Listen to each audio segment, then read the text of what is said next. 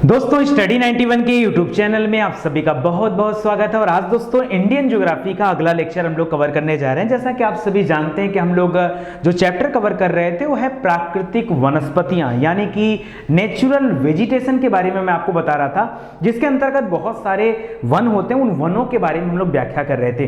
दोस्तों वनों में अभी तक हम लोगों ने एवरग्रीन फॉरेस्ट के बारे में पढ़ा, जिसे सदाबहार वन कहा जाता है। उसके अलावा सेमी एवरग्रीन के बारे में पढ़ा, अर्ध सदाबहार वन कौन से होते हैं। इसके अलावा पर्णपाती वन या फिर मानसूनी वन क्या होता है वो हम लोगों ने पढ़ा। आज दोस्तों चार अलग अलग वनों के बारे में मैं फिर से आपको बताने वाला हूं, जैसे कि ट्रॉपिकल ड्राई फॉरेस्ट क्या होता है, जिसे हिंदी में उष्णकटिबंधीय शुष्क वन कहा जाता है। ठीक है, वैसे अगर ड्राई फॉरेस्ट की बात करें तो पूरे भारत में क्षेत्रफल की दृष्टि से सबसे ज्यादा बड़े क्षेत्र में जो वन फैला हुआ है वो आपका ड्राई फॉरेस्ट है। ठीक है, तो इस वनों की क्या विशेषता होती है वो सभी तथ्य भी आज मैं आपको बताने वाला हूं। दूसरा है सवाना वन। ये सवाना वन कहां कहां पाए जाते हैं वो मैं चर्चा करने वाला हूं। डेजर्ट जो है मैं डेजर्ट को क्या बोल सकता हूं, एरिड भी बोल सकता हूं इंग्लिश में। हिंदी में आप सभी को पता होगा कि डेजर्ट माने मरुस्थल होता है, तो मरुस्थलीय वन जो है वो कैसे वन होते हैं। और लास्ट में है डेल्टाई या फिर ज्वारीय वन। तो डेल्टा क्षेत्रों में जो वन पाए जाते हैं जिसे डेल्टाई वन कहा जाता है, तो उनके बारे में तो आज ये एक बड़ा चैप्टर आपका कवर होने वाला है। दोस्तों मैंने आपको शुरुआत में ही बताया था कि ये जो नेचुरल वेजिटेशन होता है इसे समझने के लिए आप याद रखिए दो वर्गों में इसे विभाजित किया गया है।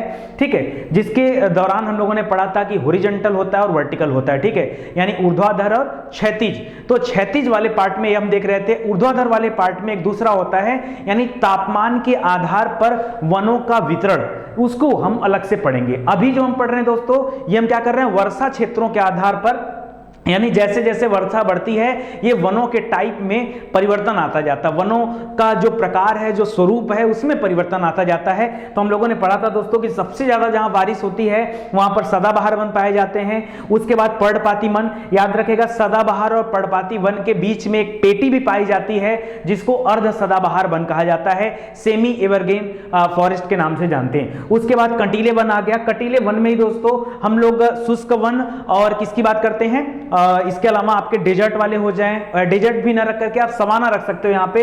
फिर आगे आ जाएगा, ये आगे बढ़ेंगे, सवाना दे दिया, मरुस्थली दे दिया है। इसके अलावा यहाँ पे लिखा नहीं हुआ है, बट याद रखें डेल्टाई वन के बारे में भी हमें पढ़ना है। तो चलिए स्टार्ट करते हैं, काफी इंपॉर्टेंट टॉपिक है आपके ज्योग्राफी का, तो वो चल के देख लेते हैं। दोस्तों एक बात और याद रखें, हमारा एप्लीकेशन आ चुका है, प्ले स्टोर से जाकर के आप स्टडी 91 का ऐप डाउनलोड कर सकते हैं। उसके माध्यम से आपकी पढ़ाई और भी बेहतर हो पाएगी। होता क्या है कि यूट्यूब में हमारे बहुत सारे वीडियोज हैं, लेकिन बच्चे उनको ढूंढ नहीं पाते कि कौन सा वीडियो कहां पर है, उसको ढूंढ पाना थोड़ा सा मुश्किल हो जाता है। तो अगर आप ऐप के थ्रू पढ़ेंगे तो मुझे लगता है कि आपकी पढ़ाई और भी ज्यादा बेहतर हो पाएगी। ठीक है, तो चलिए स्टार्ट करते हैं, आगे बढ़ते हैं दोस्तों। तो देखिए क्षैतिज वितरण यानी हॉरिजॉन्टल डिस्ट्रीब्यूशन में मैंने आपको जो बताया था कि कुल इतने तरह के वन होते हैं, इन सभी के बारे में हमको पढ़ना है। और आज आपका ये टॉपिक भी कंप्लीट हो जाएगा, क्योंकि अगर मैं उष्णकटिबंधीय सदाबहार वन की बात कर लूं यानी एवरग्रीन फॉरेस्ट की बात कर लूं तो ये मैं आपको पढ़ा चुका हूं। अर्ध सदाबहार वन यानी सेमी एवरग्रीन फॉरेस्ट, उसके बारे में मैं आपको बता चुका हूं। उष्णकटिबंधीय पर्णपाती वन या फिर इसी को हम क्या बोलते हैं, मानसूनी वन भी कहते हैं, तो मानसूनी वनों के बारे में भी बात कर चुके हैं। ये तीन हम लोग पढ़ चुके हैं। आज हम लोग जो पढ़ने वाले हैं दोस्तों, ये पढ़ने वाले हैं, यहां से पर्वतीय वन को हटा दीजिएगा, पर्वतीय वन यहां पे नहीं रहेगा, क्योंकि जब हम लोग पढ़ेंगे ताप के आधार पर वनों का वितरण तो वहां पे पर्वतीय वनों की चर्चा करेंगे। तो आज से बेसिकली 4, 5, 6, 7 ये हम जो है कवर करने वाले। तो चलिए सीधे टॉपिक पर आते हैं और अपने विषय को कवर करते हैं। दोस्तों सबसे पहले आपके सामने दिख रहा है उष्णकटिबंधीय शुष्क वन। शुष्क माने क्या होता है, रुकिए यहीं पर, अब आप इसी शब्द को पकड़िए। देखिए हमने आपको क्या बताया, हमने कहा कि कुछ आपको रटना नहीं है। सुनिए, मैंने आपको कहा पहला टाइप है उष्णकटिबंधीय सदाबहार वन। सदाबहार मतलब क्या होता है, जो हमेशा हरे भरे रहते हैं। इसका मतलब है कि वहां पर वनों की सघनता, पेड़ पौधों की सघनता, वनस्पतियों की सघनता ज्यादा थी। क्यों? क्योंकि वहां पर वर्षा खूब होती थी। पहला टाइप था। दूसरा था अर्ध क्या बोला था मैंने, अर्ध उष्णकटिबंधीय सदाबहार वन, यानी ऐसे वन जो पूरी तरह से सदाबहार ना हो, थोड़े से कम सदाबहार हो। ठीक है, तो आप इसको भी जान गए। तीसरा मैंने बताया पर्णपाती वन या मानसूनी वन। इसमें मैंने बताया कि ग्रीष्म काल के दौरान गर्मी का जब समय शुरू होता है उस समय पौधे अपनी पत्तियां गिरा देते हैं, तभी तो इसका नाम क्या पड़ा है, पर्णपाती। पर्ण माने पत्ती, पाती माने गिरा देना, ठीक है, तो पत्तों को गिरा देते हैं तो पर्णपाती वन। तो उसके बारे में मैंने जो चीजें हैं ना वो खुद ही वो शब्द अपने आप को समेट के रखा हुआ है। अब देखिए यहां पर क्या लिखा है, उष्णकटिबंधीय शुष्क वन। शुष्क माने क्या होता है, इंग्लिश में ड्राई कहा जाता है, सूखना, शुष्क माने सूखना। अच्छा एक बात बताओ, अगर मैं इस शर्ट को धुल दूं, धुलने के बाद ले जाके छत पे डाल दूं, तो छत पे किस तरह की हवा होगी कि शर्ट जल्दी सूख जाएगा? आप कहोगे सर जितनी ज्यादा तेजी से हवा चले या फिर जितनी गर्म हवा होगी उतनी जल्दी आपका शर्ट सूख जाएगा। एक कॉमन सी बात बताओ दोस्तों, गर्मियों में आपके कपड़े जल्दी सूखते हैं, गर्मियों में आपके कपड़े जल्दी सूखते हैं या फिर बरसात में आपके कपड़े जल्दी सूखते हैं? बरसात में क्या होता है दोस्तों, बारिश के समय में मौसम में नमी होता है, ठीक है, नमी होता है, आर्द्रता ज्यादा होती है, ऐसे में कपड़े जल्दी नहीं सूखते हैं, ठीक है। और गर्मियों के टाइम में क्या होता है कि मौसम में जो हवाएं होती हैं शुष्क हवाएं होती हैं। तो यहां पर मैं उसी शुष्क को बताना चाह रहा हूं कि ये जो वन है ना ये शुष्क वन है, और शुष्क का मतलब है कि ऐसा क्षेत्र जहां पर न तो बहुत ज्यादा वर्षा होती है न तो बहुत ज्यादा कम वर्षा होती है, ये बीच वाले क्षेत्र हैं। इसीलिए पूरे भारत में सबसे ज्यादा वन जो हैं वो कौन से वाले पाए जाते हैं, यही उष्णकटिबंधीय शुष्क वन पाए जाते हैं। तो याद रखिए कह रहा है ये वन उन क्षेत्रों में पाए जाते हैं जहां पर औसत वार्षिक वर्षा कितनी होती है, 50 से लेकर 100 सेंटीमीटर होती है। लेकिन अगर आपको शुष्क वनों के बारे में जानना है तो याद रखिए इनको दो भागों में वर्गीकृत किया गया। कितने भागों में, दो भागों में वर्गीकृत किया गया। एक का नाम दिया गया है शुष्क पर्णपाती वनस्पति। देखिए पर्णपाती जो पीछे वाला था ना उसको ला करके यहां पर जोड़ रहा है, ठीक है, तो उसको याद रखेगा, शुष्क पर्णपाती वन। दूसरा है शुष्क कंटीली वनस्पति। सुनो ध्यान से दोस्तों, अगर मैं बात कर दूं, अगर मैं बात करूं तो मैंने आपको पढ़ा है सदाबहार, ठीक है, सुनिए ध्यान से, ये कुछ नया नहीं है। दूसरा मैंने पढ़ा था पर्णपाती। क्या पढ़ाया था, पर्णपाती।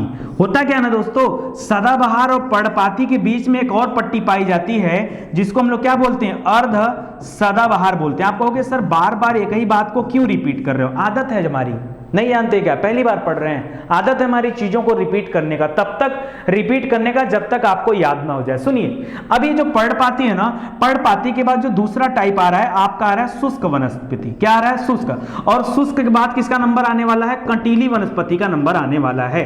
तो यहां पर जो शुष्क है ना ये दो हिस्सों में बट गया।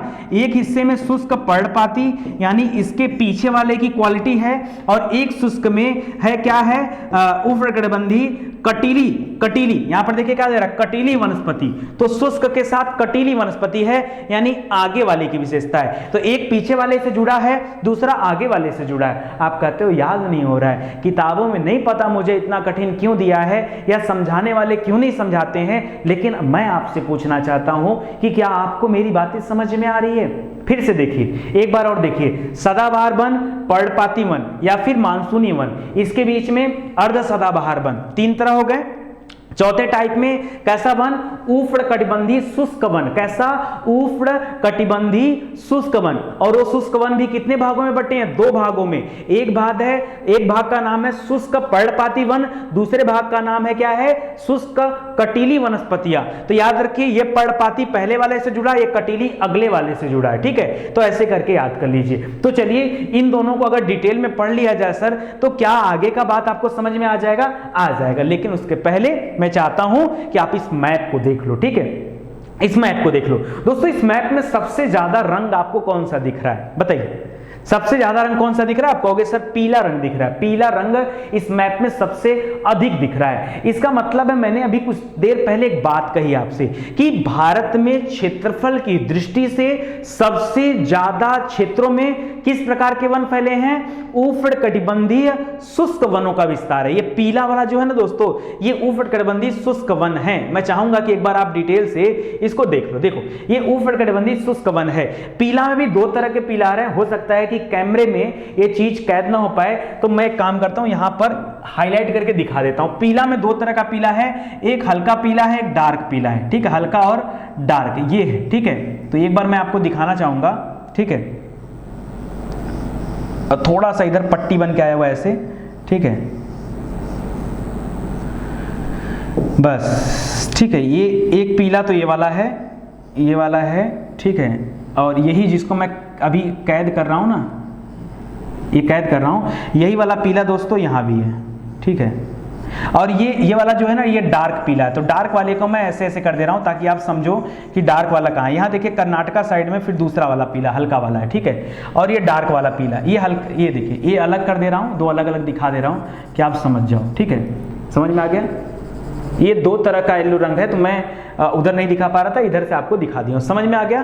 तो ये जितना मैं अभी ऐसे क्रॉस चेक किया हूं ना, इनको याद रखिए, दो तरह के हैं। इनको दोस्तों ये ट्रॉपिकल थ्रोनी है, थ्रोनी वेजिटेशन। और यहां पर देखिए थ्रोनी वेजिटेशन माने क्या होता है? कंटीली, जहां पर कंटीली वस्तियां पाई जाती हैं। अब देखिए कांटे, आप सोचो कैसे याद कर सकते हो? आप कहोगे ऐसे पौधे जिसमें कांटे हो। सर हम बताएं कौन सा है? जैसे कैक्टस, जैसे बबूल, जैसे झाड़ियां, जैसे नागफनी, यही ना, नागफनी। तो ये सब सर राजस्थान वाले क्षेत्र में पाए जाते हैं, डेजर्ट वाले में। तो देखिए ये बगल में डेजर्ट है और इसी से सटा हुआ यह क्षेत्र है, इस डेजर्ट से सटा हुआ क्षेत्र है, यानी ये जो कटीली वनस्पति वाला क्षेत्र है। मैं कैसा भी क्षेत्र बताया हूं, दो तरह का क्षेत्र बताया हूं ना, एक था शुष्क पर्णपाती, दूसरा था शुष्क कटीली। तो ये जो मैं हाईलाइट किया हूं ना, जिसको मैंने ऐसे कलर कर दिया, वो शुष्क कटीली वाले क्षेत्र हैं। तो आप देखो ना, इस पंजाब से लेकर के और थोड़ा सा हरियाणा लेते हुए, राजस्थान लेते हुए, गुजरात तक में ये हैं। और फिर इधर देखिए महाराष्ट्र में लेते हुए और इधर तक जो है आंध्र प्रदेश तक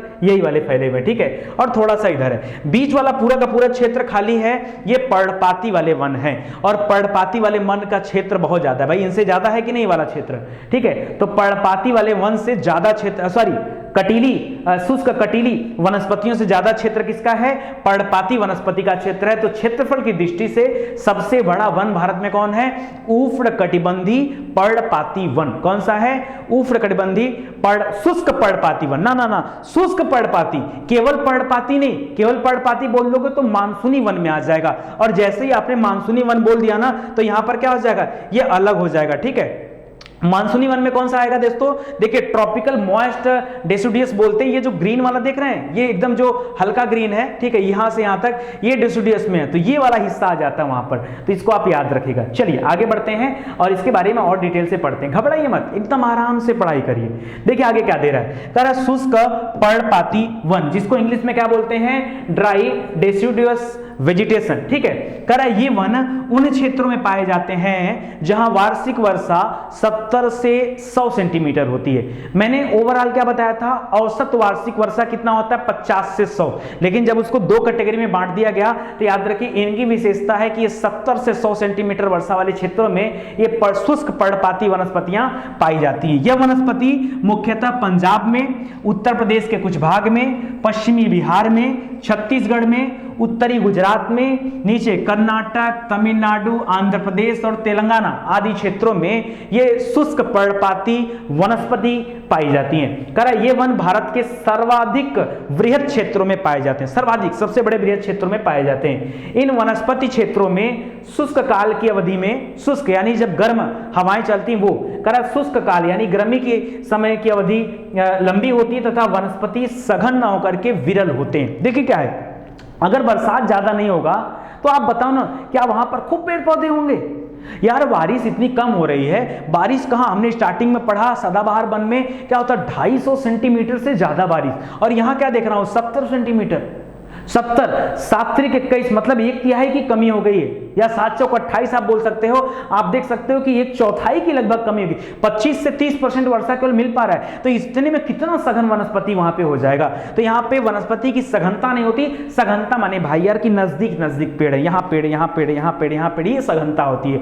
और विरलता माने होता है दूर दूर, ठीक है। तो याद रखिए यहाँ पर वन कैसे होते हैं? विरल होते हैं। तथा पेड़ पौधे के बीच में घास की भूमियां पाई जाती है। कैसी भूमि? ऐसी भूमि जिसमें घास उगे होते हैं, घास होते हैं, झाड़ियां होती हैं, ऐसी भूमियां पाई जाती हैं। लिख रहा अधिक वर्षा वाले क्षेत्रों, प्रायद्वीपीय पठारों, उत्तर भारत के मैदानों में ये वन पार्कनुमा भूदृश्य का निर्माण करते हैं। कह रहा जहां थोड़ा ठीक ठाक बारिश हो जाता है ना, वहां पर ऐसे जो हम लोग घूमने जाते हैं ना, बड़ा अच्छा प्लेस लगता है, तो ये हम लोग यहाँ पे जाते हैं। क्यों, कहाँ घूमने जाते हैं? घूमने तो बहुत जगह जाते हैं, लेकिन पर्टिकुलर मेरे मन में कुछ है, मैं आपको बता नहीं पाया, फिर से बता देता हूँ। दोस्तों कभी आपने जंगल सफारी किया है?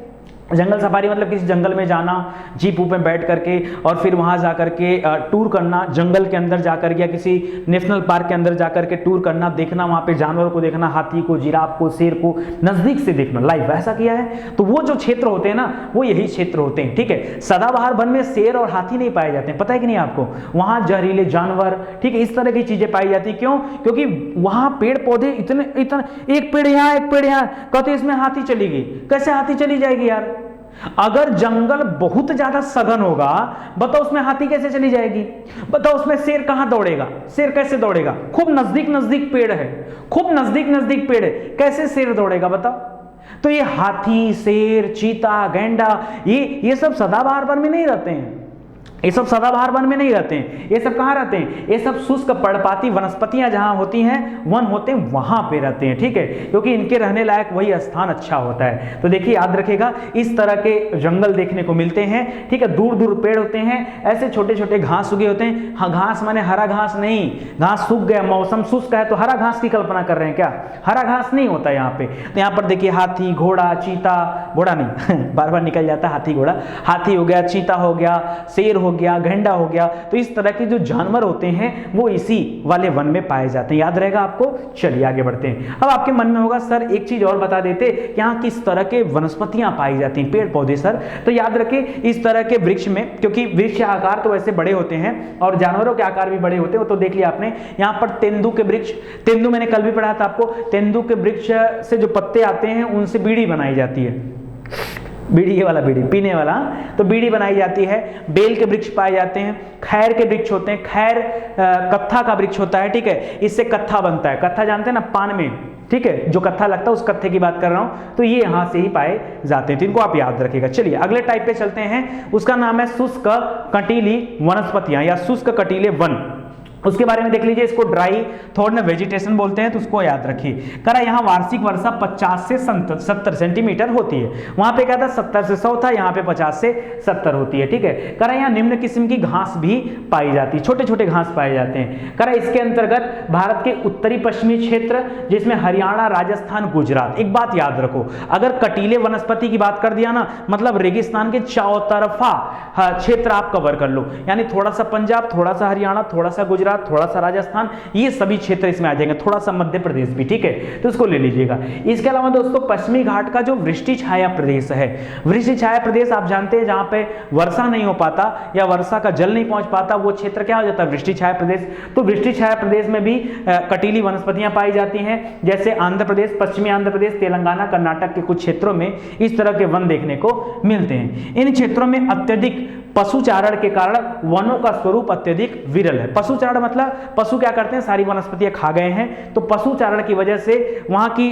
जो सघनता है वो नहीं है, विरल हैं। जैसा विरल मतलब दूर दूर पेड़ पौधे देखने को मिलते हैं। और क्योंकि कटीली वाली बात है तो बबूल हो गया, नागफनी हो गया, खजूर हो गया, इस तरह के वृक्ष पाए जाते हैं। आगे देखिए, एक प्रश्न आपके साथ कई बार पूछा जाता है, सिनकोना। सिनकोना की छाल से दोस्तों मलेरिया की दवा, मलेरिया के इलाज में काम आता है, आपको पता होगा, कुनैन नाम सुना होगा।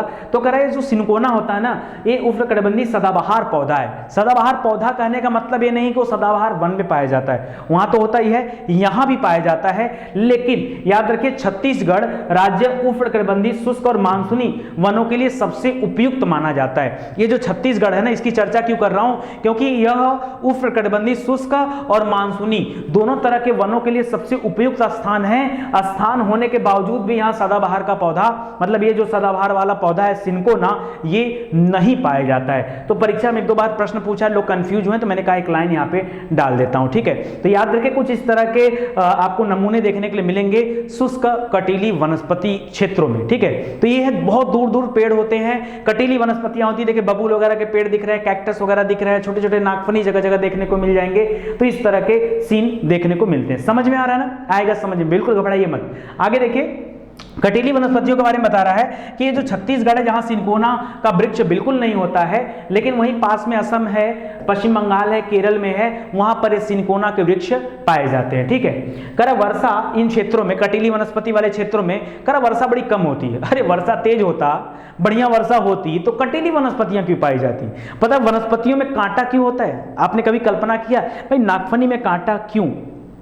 नागफनी में कांटा क्यों? सुनिए कहानी सुनिए, उसके पीछे रीजन होता है। रीजन ये होता है दोस्तों कि जब पेड़ पौधों को खूब, अच्छा एक बात बताओ, छोड़ो मैं आपसे एक क्वेश्चन करता हूँ, नहीं तो आप समझ नहीं पाओगे। दोस्तों एक ऐसा आदमी है जो दिन भर मजदूरी करता है, रिक्शा चलाता है, अब बताओ उसका शरीर कैसा होगा? खूब एकदम चुस्त तंदुरुस्त हैवी ऐसा होगा, या फिर वो दुबला पतला होगा, कमज़ोर होगा, कैसा होगा?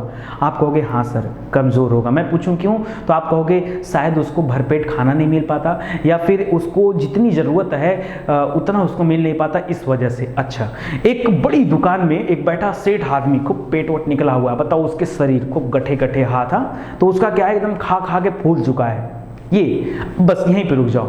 अब इसकी तुलना मैं करता हूं वनों से। दोस्तों ऐसे वन, ऐसी वनस्पतियां जिनको खूब पानी मिल रहा है, खूब हरे हरे पेड़ पौधे खूब लहरा रहे हैं। जब लहराएंगे तो उनके अंदर से क्या होगा, पौधे क्या में वो पौधे धीरे धीरे पेड़ बनेंगे, पेड़ों के अंदर से फल फूल भी निकलेंगे, हाँ है कि नहीं, फल फूल भी निकलेंगे। यहाँ क्या ये रेगिस्तानी कटीली क्षेत्रों में क्या है, पानी तो मिलता नहीं है। कहोगे फूल दे दो, हाँ बबूल कौन सा फूल देगा? बबूल का वृक्ष आपको कौन सा फूल देगा? कैक्टस आपको क्या दे सकता है बताओ? तो वो उससे दूरी बनाते हैं, ठीक है। नागफनी आपको क्या देगा? हाँ, अब देखिए उनको पानी नहीं मिल रहा है, ऊपर से तो पानी मिल नहीं रहा है, तो जमीन के अंदर से पानी ढूंढने का प्रयास करते हैं, तो उनकी जड़ें ना पानी की तलाश में बहुत अंदर तक चली जाती है। पता है इन क्षेत्रों में अगर आप खुदाई करेंगे, सोचेंगे पेड़ पौधे में इतना जड़ होता है, इतना जड़ होता है, पता चलेगा एकदम बहुत अंदर है। जितना बड़ा पेड़ नहीं है उससे ज्यादा अंदर तो उसकी जड़ जा चुकी है। या नागफनी का पौधा इतना बड़ा है, पता चलेगा उसका जड़ खोद रहे हैं, उसका जड़ इस नागफनी के पौधे से भी ज्यादा अंदर है। मतलब जितना हमें भूमि के ऊपर एक पौधा दिख रहा है उससे कहीं ज्यादा जड़ें उसके अंदर फैली हुई है। क्यों? वो पानी तलाश कर रही थी, उनको पानी मिल जाए, जीवन मिल जाए। और क्योंकि पानी की कमी होती है इस वजह से उनके ऊपर कांटे निकल जाते हैं। क्या हो जाते हैं? कांटे निकल जाते हैं, ठीक है। तो ये थोड़ी सी कहानी इसको याद रखेगा। वर्षा अपेक्षाकृत कम होने के कारण ये वृक्ष मानसूनी वनों से क्या होते हैं? छोटे होते हैं। तो यार जब वर्षा नहीं हो रही है तो वृक्ष बड़े बड़े थोड़े, आपने देखा सदाबहार वनों में 60-60 मीटर ऊंचे वृक्ष मिलते हैं, 200-200 फुट के। फिर देखा जैसे जैसे वर्षा कम हो रही है ये वृक्ष की साइज घटती जा रही है, और घटते घटते घटते घटते राजस्थान में पता क्या हो जाती है? इतनी बड़ी हो जाती है इतने बड़े साइज हो जाती है। तो याद रखेगा, करा इन वृक्षों की लंबाई 6 से 9 मीटर, फुट नहीं यार, फुट कर दोगे तो अपने भर की वृक्ष है, पता चला पेड़ ही हमारे भर का है, ठीक है। तो याद रखेगा 6 से 9 मीटर होता है। करा अधिकांश वृक्षों की जड़ें लंबी तथा मोटी होती हैं क्योंकि ये भूमि के अंदर जाकर सुगमता से जल को ले पाती हैं। करा इनकी खाल मोटी होती है, मोटी खाल होती है। कि बाहर का मौसम कैसा है आप बताओ? जहां पानी नहीं बरसेगा, इतने मतलब एकदम कम बरसात होगी, मौसम इतना ज्यादा शुष्क होगा, ड्राई होगा, तो वहां खूब हवाएं चलेंगी गरम गरम, और अगर इनकी खाल मोटी नहीं होगी तो इनकी तबीयत खराब हो जाएगी, फूल ये पौधे तो मर जाएंगे। तो इनकी खाल मोटी होती है जिससे जल को अपने अंदर समाये रखते हैं। भाई बाहर का प्रभाव नहीं पड़ता ना, अगर खाल मोटी नहीं होगी तो जितना अंदर जाके पता चला इतना अंदर जाके पानी लेके आए अपने लिए, और उधर से हवा चला पानी खत्म, ठीक है। इसलिए मोटे होते हैं, खाल इनकी मोटी होती है। इनकी लकड़ी आर्थिक दृष्टि से क्या होती है? मूल्यवान होती है। इस वर्ग के अधिकांश वनों को काटकर कृषि शुरू की गई है। अब ये वन केवल 52 लाख हेक्टेयर भूमि पर ही पाए जाते हैं। पलास दोस्तों, एक पौधे का नाम सुना होगा पलास, इसका जो वैज्ञानिक नाम है ब्यूटिया मोनोस्पर्मा, ठीक है। तो कह रहा है इसको जंगल की आग भी कहा जाता है। उत्तर प्रदेश और झारखंड राज्य का ये राज्य की पुष्प है, इसको जंगल की आग कहा जाता है। जरा आप कमेंट करके बताइए कि इसको जंगल की आग क्यों कहते हैं, ठीक है, बताइएगा जरूर से, भूलिएगा मत। चलिए आगे बढ़ते हैं। सवाना वन, ठीक है। सवाना वन क्या होता है? ध्यान दीजिएगा। सवाना वन में बता रहा है कि यहाँ पर 60 सेंटीमीटर से कम वर्षा होती है। अभी हमने पीछे पढ़ा कि कटीले वाले में 50 से 70 सेंटीमीटर होता है, यहाँ क्या होता है? यहाँ 50-60 सेंटीमीटर से कम वर्षा होती है सवाना वन क्षेत्रों में, ठीक है। करा छोटे वृक्ष और घास इस प्रकार की वनस्पति की मतलब इस प्रकार के वन की प्रमुख विशेषता है। वनस्पति की नहीं, इस प्रकार के वनों की प्रमुख विशेषता है कि यहाँ छोटे छोटे पौधे होते हैं और घास ज्यादा देखने को मिलते हैं, ठीक है। करा उर्वरकता की दृष्टि से कम समृद्ध होते हैं। पानी मिलेगा नहीं तो उर्वरकता का, मिट्टी एकदम चमचमाती थोड़े रहेगी, हाँ, तो कॉमन सी बात है यार, मिट्टी का चैप्टर पढ़ चुके हम लोग, है कि नहीं। तो याद रखिएगा। अतः इसे बंजर प्रदेश भी कहा जाता है। बंजर रहता है, सूखी सूखी घास रहती है। करा मध्य प्रदेश, महाराष्ट्र, कर्नाटक, आंध्र प्रदेश राज्यों के कुछ भागों में इस तरह के प्रदेश देखने को मिल जाते हैं। ये क्षेत्र ग्रेट इंडियन बस्टर्ड पक्षी का नाम है, ठीक है, और इसको रेड डेटा सूची में भी शामिल किया गया है। तो इसको बचाने के लिए सरकार प्रयास कर रही है। लेजर फ्लोरिकन ये भी पक्षी है, और भारतीय भेड़िया जैसे जो पशु पक्षी हैं वो सवाना वन वाले क्षेत्र में पाए जाते हैं, जिनको आप याद रखिएगा, ठीक है। सवाना वन का भी सर एक सीन दिखा दीजिए, देख लीजिए, मजा आ रहा है देख के। ये सवाना वन है। सवाना वन में पेड़ ऐसे ही पाए जाते हैं, नाटे हो जाते हैं, ऊपर जाते हैं ऐसे नाटे पेड़। मैंने इसको चिपकाया नहीं है, ये पेड़ ही ऐसा है, ऐसे रहेगा फैला हुआ, नाटा रहेगा ऊपर से, ठीक है। तो ये पानी की कमी की वजह से ऐसा है, तो इसको थोड़ा आप ध्यान दीजिएगा। अगला है दोस्तों मरुस्थली वन, जिसको डेजर्ट या फिर एरिड बोलते हैं, तो उसके बारे में देख लीजिए। कह रहा है यहाँ पर जो है और भी ज्यादा कम वर्षा होती, 50 सेंटीमीटर से बहुत कम वर्षा होती, ठीक है। वैसे 50 सेंटीमीटर से कम का आंकड़ा जो है ये आपके सवाना वन में भी आता है, लेकिन यहाँ पर मुझे लगता है 30 सेंटीमीटर या 20 सेंटीमीटर से भी कम वर्षा होती है। कह रहा है इन वनों के वृक्ष प्रायः बिखरे हुए थे, बहुत दूर दूर तक दूरी में जो है वृक्ष देखने को नहीं मिलते, मतलब बहुत दूर वृक्ष होते हैं। इस प्रकार के वनों में कई प्रकार की घास और झाड़ियां पाई जाती हैं। इनकी जड़ें जल की तलाश में अत्यधिक लंबी और चारों ओर फैली होती हैं। वही कटीली वाली वनस्पति का एक विकराल रूप है, ठीक है। कह रहा है इस प्रकार के वनों का विस्तार दक्षिणी पश्चिमी पंजाब, हरियाणा, राजस्थान, गुजरात, मध्य प्रदेश, उत्तर प्रदेश के अर्ध शुष्क क्षेत्र या जहां पर भी मरुस्थल है वहां पे तो पाए जाते हैं, बस मरुस्थल से सटा हुआ जो क्षेत्र वहां भी ये ज्यादातर देखने को मिलते हैं। बबूल के पेड़ हो गया, कीकर हो गया, फ्रास हो गया, नागफनी हो गया, खजूर, खेजड़ी हो गया। खेजड़ी यहाँ का जो राजा कहा जाता है, खेजड़ी जो पौधा यहाँ का राजा कहा जाता है, ठीक है। रीठा, रीठा भी यही से, ठीक है। केर हो गया, बेर हो गया, आंवला हो गया, रोहिड़ा हो गया, करील हो गया, ये सब यहाँ के प्रमुख वनस्पतियां हैं, वृक्ष हैं, उनको याद रखेगा। यहाँ पर पाए जाने वाले वृक्षों की पत्तियां प्रायः छोटी होती हैं, पानी कम है तो जितना हाथ पांव कम फैलाएंगे उतना ज्यादा अच्छा रहेगा, ठीक है। प्रायः छोटी होती हैं, मोमी होती है, उनके अंदर मोम होता है, मोम टाइप का। आप नखमनी के पौधे कभी तोड़ेंगे तो उसके अंदर मोम जैसा पदार्थ दिखता है, क्यों? क्योंकि ज्यादा समय तक जल उनको संरक्षित करके रखना होता है, इस वजह से। कह रहा है मोटी छाल युक्त होती है, जिससे कि उन पर जो बाहरी मौसम का प्रभाव न पड़े, वाष्पीकरण जो है वो कम से कम हो सके, ठीक है। तो इसको आप ध्यान रखिएगा। तो एक बार आप देख लीजिए इसके बारे में भी। इसके अलावा दोस्तों और बता रहा है कि सामाजिक, ध्यान दीजिएगा, एक सेकेंड, आगे देखिए दे रहा है सामाजिक वानिकी में प्रयुक्त बहुउद्देशीय वृक्ष का उदाहरण क्या है? खेजड़ी। खेजड़ी नहीं होता दोस्तों, ये क्या होता है? खेजड़ी, ठीक है, खेजड़ी। तो याद रखेगा खेजड़ी है। खेजड़ी वृक्ष को मरुस्थल का राजा कहा जाता है। खेजड़ी का उपयोग पशुओं के चारा, ईंधन और औषधि के रूप में किया जाता है, इस वजह से इसको राजा का नाम दिया जाता है। अभी मैंने आपसे कमेंट करके पूछा हूं, मैं खुद ही बता दिया आपको, चलिए फिर भी आप कमेंट करिएगा। कह इस बहुउद्देशीय उपयोग और अधिक तापमान सहन करने की क्षमता, कम पानी की आवश्यकता के कारण सामाजिक वानिकी कार्यक्रम में इसको वरीयता दी गई है, और ज्यादा से ज्यादा वृक्ष लगाने में खेजड़ी का वृक्ष लगाया जाए, इसकी वरीयता इसको दी गई है। तो एक बार आप देखना चाहेंगे कि सर डेजर्ट कैसा लगता है, ठीक है। तो राजस्थान अगर अभी आप नहीं घूम सकते तो डेजर्ट तो देख ही सकते हैं। तो ये देखिए डेजर्ट का कुछ ऐसा सीन रहता है। और खेजड़ी के जो वृक्ष की मैं बात किया कि ये है आपका खेजड़ी का वृक्ष, ये चारा के काम आता है, तो इसको भी आप याद रखिएगा। आज के लिए दोस्तों बस इतना ही, उम्मीद करता हूं आपको समझ में आया होगा। समझ में आया दोस्तों तो प्लीज आप चैनल को, अच्छा एक टॉपिक और है डेल्टा, मुझे लगा कि कुछ मैं स्किप कर रहा हूं, चलिए देख लीजिए। कह रहे डेल्टा या ज्वारी वन, यानी जो डेल्टा होता है, डेल्टा क्षेत्र में जो होते हैं, डेल्टा कहां पर पाया जाता है दोस्तों? जहां दो नदियों का संगम होता है, या नदी अपने क्षेप को बाहर निकालती है, वहां पर अक्सर डेल्टा देखने को मिलता है। कह रहे इन्हें मैग्रो का नाम दिया जाता है। यहां पर दलदली भूमि होती है, यहां पर ज्वारीय वन होता है कि ज्वार के दौरान पानी ऊपर आ जाता है, तो यहां पे ज्वारी वनों का विकास होता है। इन सभी को इस क्षेत्र में रखा जाता है। जरा इसका प्रमुख उदाहरण क्या है? गंगा ब्रह्मपुत्र का डेल्टा का मैदान हो गया, डेल्टा हो गया, मैदान नहीं। सुंदरबन हो गया पश्चिम बंगाल में, महानदी का डेल्टा हो गया, गोदावरी नदी का डेल्टा हो गया, कृष्णा नदी का डेल्टाई क्षेत्र हो गया, अंडमान निकोबार हो गया, गुजरात का कच्छ का रण हो गया। ये सभी क्षेत्रों में क्या पाए जाते हैं? डेल्टाई या फिर ज्वारीय वन देखने को मिलते हैं। कह रहा ज्वारी वनस्पति, कच्छ की वनस्पति जो है, जिसको कच्छ वनस्पति बोलते हैं। कच्छ वनस्पति मतलब जो कच्छ के क्षेत्र में पाई जाती है वनस्पति, उसकी बात कर रहा है। कह रहा है यह वनस्पति समुद्री और स्थलीय पारिस्थितिकी प्रणाली के बीच एक सेतु का काम करता है। देखो होता क्या, मैं बता दूं, यहां पे पाए जाते हैं दलदल वाले क्षेत्र। क्या पाए जाते हैं? दलदल। दलदल किसको बोलते हैं दोस्तों? अच्छा मैं एक बात पूछूं आपसे, बताओ दलदल भूमि होता है या दलदल पानी होता है? बताओ क्या होता है दलदल में? कहोगे सर दोनों को मिला के ही तो दलदल बनता है। भूमि को यानी स्थल को और जल को मिलाकर ही तो दलदल बनता है। गलत कर रहा हूं क्या?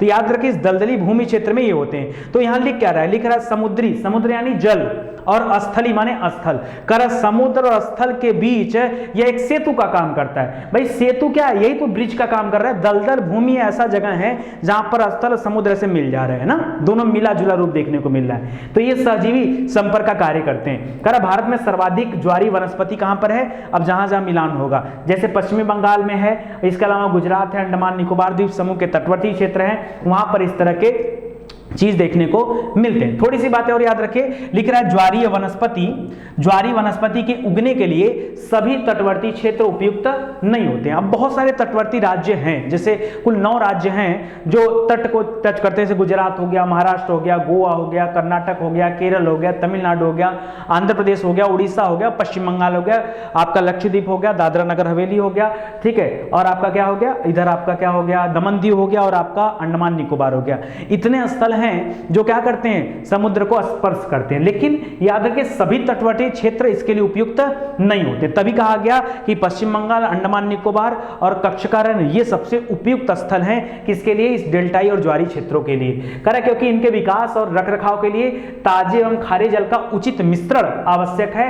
कीचड़ युक्त मृदा के समान जो नरम मृदा है वो भी होना जरूरी है, तभी इस तरह की चीज बन पाएंगे, अदरवाइज ऐसे कंडीशन नहीं बनता है। करें इस तरह के क्षेत्रों में सुंदरी नामक वृक्ष उगते हैं, तभी तो सुंदर वन में इसके दिखता होने के कारण इसका नाम ही सुंदर वन पड़ गया है, ठीक है, याद रखिएगा। इसके अतिरिक्त अंडमान निकोबार द्वीप समूह में भी ये वन प्रचुर मात्रा में मिलते हैं।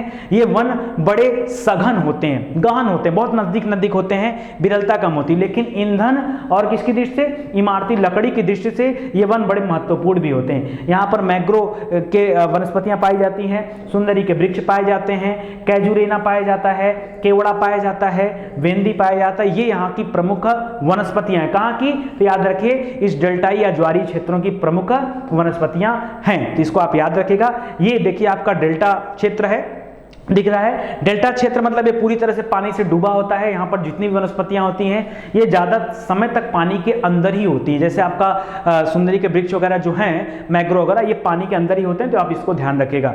दूसरा है दलदली क्षेत्रों की बात करूं, जैसे कच्छ के रन की बात करूं तो ये आपका कच्छ का रन है, जहां पर जंगली गधे पाए जाते हैं। कई बार आपसे परीक्षा में पूछा जा चुका है, तो आप इसको भी जो है याद रखिएगा। ये जंगली गधे जो हैं ये कहाँ पाए जाते हैं, कच्छ के रन में, और कच्छ के रन में स्थल और समुद्र का एक मिला जुला रूप देखने को मिलता है, ये गुजरात में पड़ता है। तो इसको दोस्तों आप याद रखिएगा।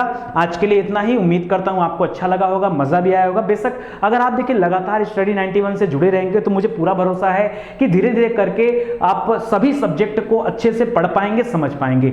और यहाँ पे क्या है ना कि जल्दीबाजी में कोई विषय नहीं दिया जाता। बहुत सारे लोग नाराज भी हो जाते हैं कि सर काफी टाइम लग जाता है विषय को कवर करने में, लेकिन ध्यान दीजिए ना, मैं अकेले कवर अगर कर रहा हूं तो थोड़ा सा आपको समय देना पड़ेगा, क्योंकि अपने ऊपर क्या होता है ना कि जब तक अपने हम कॉन्फिडेंस में नहीं आते हैं कि नहीं ये मैटर पूरा हो चुका है, इसको पढ़ाया जा सकता है, तब तक वो मैटर आगे नहीं बढ़ता है, ठीक है। तो आप लोग सहयोग दीजिए, धीरे धीरे हम कोशिश कर रहे हैं कि ज्यादा से ज्यादा विषय कंप्लीट हो जाए, जिससे बहुत सारे विषय कंप्लीट हो गए हैं, बहुत सारे लोग नहीं जानते हैं तो जान ले। एंशिएंट हिस्ट्री पूरा कंप्लीट हो चुका है, मिडावल हिस्ट्री कंप्लीट हो चुका है, मॉडर्न हिस्ट्री कंप्लीट हो चुका है, इंडियन पॉलिटी कंप्लीट हो चुका है, बायोलॉजी कंप्लीट हो चुका है, हिंदी कंप्लीट हो चुका है। ये वो सब्जेक्ट हैं जो पूरी तरह से समाप्त हो चुके हैं। फिजिक्स कंप्लीट हो चुका है, भौतिक विज्ञान, ठीक है, तो याद रखिएगा। 1-2 लेक्चर और बचा भौतिक विज्ञान में, आधुनिक भौतिकी एक टॉपिक है, वो भी मैं जल्दी कवर करा दूंगा। संडे को लेक्चर देता हूं, वो आपका खत्म हो गया, ठीक है। तो मान लीजिए वो खत्म ही हो चुका, 99% खत्म हो चुका, 1% बचा है तो वो भी आपका कंप्लीट हो जाएगा। इस समय मेरा फोकस इंडियन ज्योग्राफी पर है और केमिस्ट्री पर है, ठीक है। क्यों केमिस्ट्री को मैंने इसलिए चूज किया, मैं चाहता तो इकोनॉमिक्स लेके चल सकता था, लेकिन एक साथ 2 बड़े विषय को पढ़ा पाना ये मेरे लिए टिपिकल हो जाता है। क्यों, क्योंकि सबसे बड़ी बात है मटेरियल तैयार करना। ये पूरा कंटेंट तैयार करने में बहुत समय लगता है, आप विश्वास नहीं करोगे, कम से कम 4 से 5 घंटे लगते हैं इस पूरे कंटेंट को तैयार करने में, ठीक है। एक एक लाइन हम खुद से बैठकर रीड करते हैं, ऐसा नहीं कि कहीं से उठाया चुराया और पढ़ा दिया, ऐसा नहीं है यार। ऐसे करना होता तो ये चैनल इतना आगे ना जाता, ठीक है। आप लोगों का लाड प्यार मिलता रहता है, लेकिन लाड प्यार के पीछे वजह भी जो है वो आप देखिए, समझिए, ठीक है। तो ये इतना समय लगता है, तब आपको एक निचोड़ मिल पाता है कि नहीं हमको ये चीजें जाननी है और समझनी है, ठीक है।